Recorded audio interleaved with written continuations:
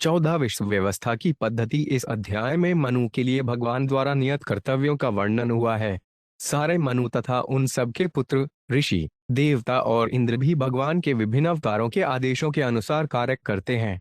प्रत्येक चतुर्युग में सत्य युग, त्रेता युग, द्वापर युग तथा कलयुग आते हैं और प्रत्येक चतुर्युग के अंत में भगवान के आदेशानुसार कर्म करने वाले ऋषिगण जैविक ज्ञान का वितरण करके शाश्वत धार्मिक नियमों की पुनः स्थापना करते हैं। मनु का कर्तव्य धर्म की पद्धति को पुनः स्थापित करना है। मनु के पुत्र उसके आदेशों का पालन करते हैं और इस प्रकार सारा विश्व मनु तथा उसकी संतानों द्वारा पालित होता है। इंद्रगण स्वर्गलोकों के विभिन्न शासक हैं। वे देवताओं की सहायता से तीनों लोकों पर शासन चलाते हैं। भगवान भी विभिन्न युगों में अवतार के रूप में प्रकट होते हैं।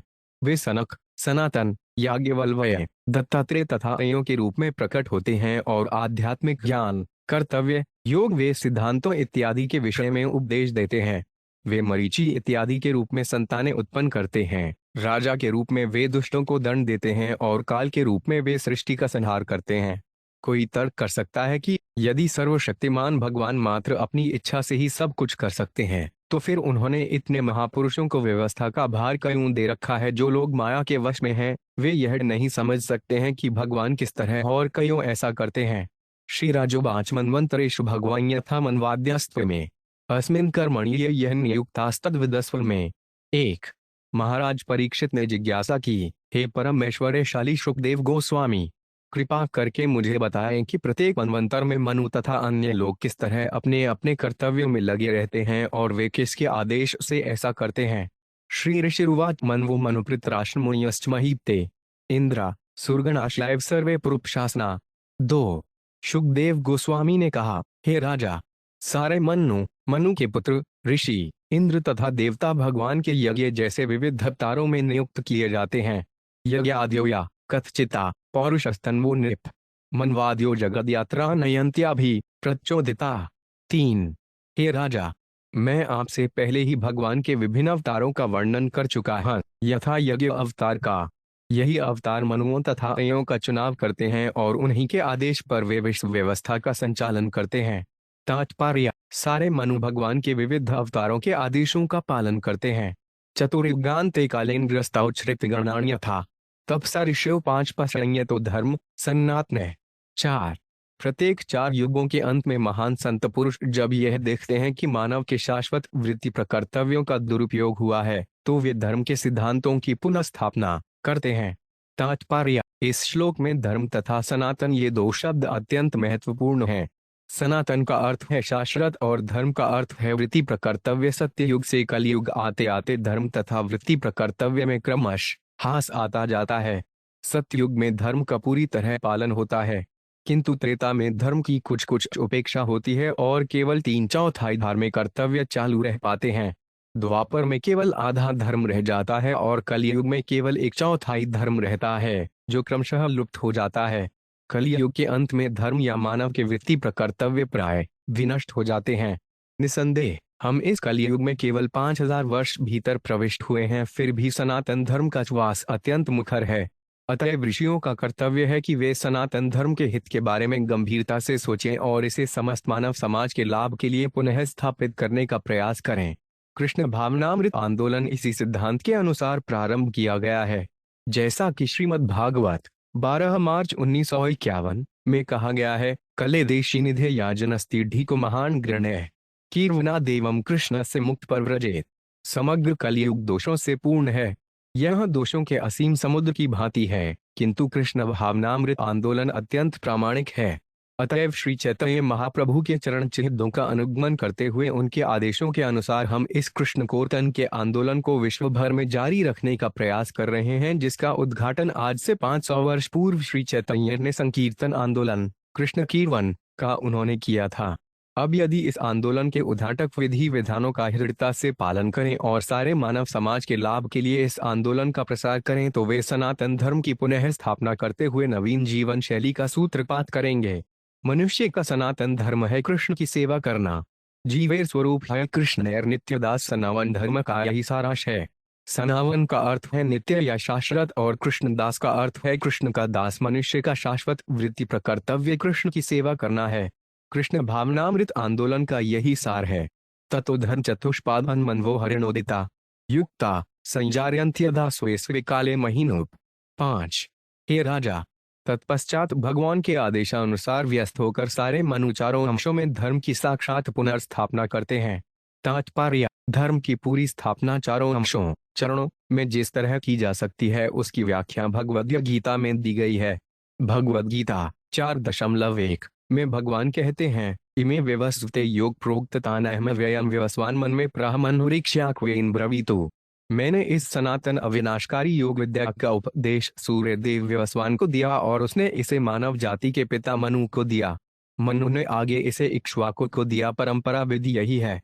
इसी विधि का पालन करते हुए कृष्ण भावनामृत आंदोलन सारे विश्व में भगवद गीता यथारूप के सिद्धांतों की शिक्षा बिना किसी फेर बदल के देता है।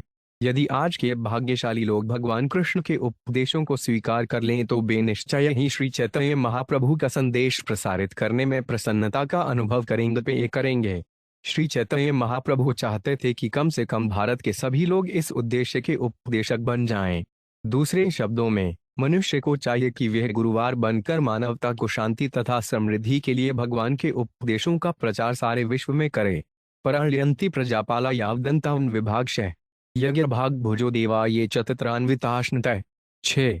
यज्ञों के फलों का भोग करने के लिए विश्व के शासक अर्थात मनु के पुत्र तथा पौत्र मनु के शासन काल के अंत तक भगवान के आदेशों का पालन करते हैं। देवता भी इन यज्ञों के फलों में भाग प्राप्त करते हैं। तात्पर्य: जैसा कि भगवद गीता 4.2 में कहा गया है, एवं परंपरा प्राप्तम इसे राजर्षयों विद। यह परम विज्ञान परंपरा श्रृंखला से होकर प्राप्त किया गया और राजर्षियों ने इसे उसी प्रकार से समझा। यह परंपरा प्रणाली मनु से इक्ष्वाकु और इक्ष्वाकु से उसके पुत्र पौत्रों तक चलती है। विश्व के शासक परंपरा पद्धति में भगवान के आदेशों का पालन करते हैं। जो कोई शांतिपूर्ण जीवन बिताना चाहता है उसे इस परंपरा प्रणाली में भाग लेकर यज्ञ करने चाहिए। हमें श्री चैतन्य महाप्रभु की गौड़ीय वैष्णव परंपरा की भांति सारे विश्व में संकीर्तन यज्ञ करने चाहिए। यज्ञ सड्ढभीत प्रहरजन्ति ही सुमेधस। श्री चैतन्य महाप्रभु इस कलिकाल में भगवान के अवतार हैं। यदि सारे विश्व में तेजी के साथ सड्डीर्तन आंदोलन फैलाया जाए है तो वे आसानी से तुष्ट किए जा सकेंगे। इससे लोग सुखी भी बनेंगे, इसमें कोई संदेह नहीं है। इंद्रो भगवता दत्तात्रेलोक्य श्रीमूर्जिताम भुजान पार्टी लोकान कामन लोके प्रवर्षति। 7।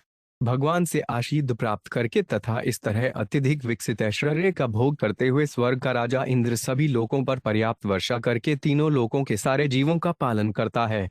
ज्ञान चान युगौन भूते हरि सिद्ध स्वरूप धूक ऋषि रूपत्रह कर्म योगन योगेश रूप धूक। 8।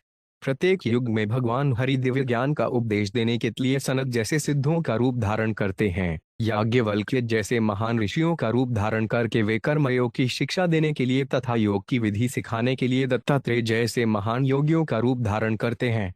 तात्पर्य: मानव समाज के कल्याण हेतु भगवान विश्व पर ठीक प्रकार से शासन करने के लिए न केवल मनु के रूप में अवतरित होते हैं अपितु वे एक शिक्षक, योगी, ज्ञानी इत्यादि का रूप भी प्रदर्शित करते हैं। अतएव मानव समाज का धर्म है कि भगवान द्वारा बताए गए कर्म के मार्ग को स्वीकार करें। वर्तमान युग में सारे वैदिक ज्ञान का सार भगवद गीता में पाया जाता है, जिसकी शिक्षा स्वयं भगवान ने दी। वही भगवान श्री चैतन्य महाप्रभु का रूप धारण करके सारे विश्व में भगवद गीता की शिक्षाओं का प्रसार करते हैं। दूसरे शब्दों में, भगवान हरि मानव समाज पर इतने दयालु तथा कृपालु हैं कि वे पतित आत्माओं को अपने धाम वापस ले जाने के लिए सदैव उत्सुक रहते हैं।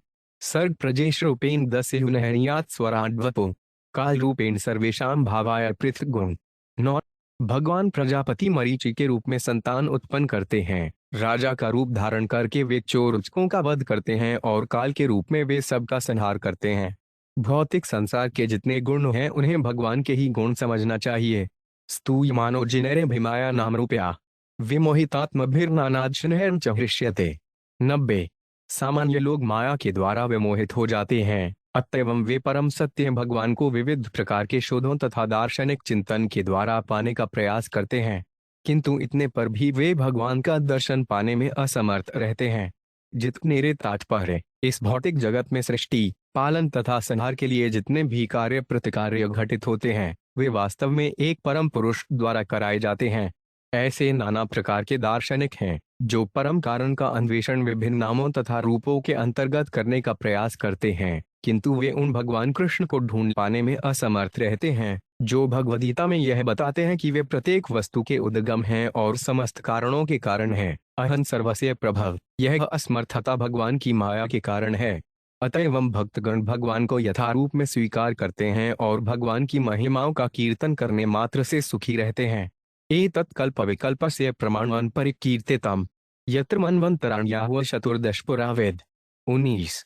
एक कल्प में अर्थात ब्रह्मा के एक दिन में कई परिवर्तन होते हैं जो विकल्प कहलाते हैं। हे राजा, मैं इन सब का वर्णन पहले ही कर चुका हूँ। विद्वान व्यक्तियों ने जो भूत वर्तमान तथा भविष्य को जानते हैं विश्वास पूर्वक जान लिया है कि ब्रह्मा के एक दिन में 14 मनु होते हैं। इस प्रकार श्रीमद् भागवत के अष्टम स्कंद के अंतर्गत विश्व व्यवस्था की पद्धति नामक 14वें अध्याय के भक्ति वेदांत तात्पर्य पूर्ण हुए।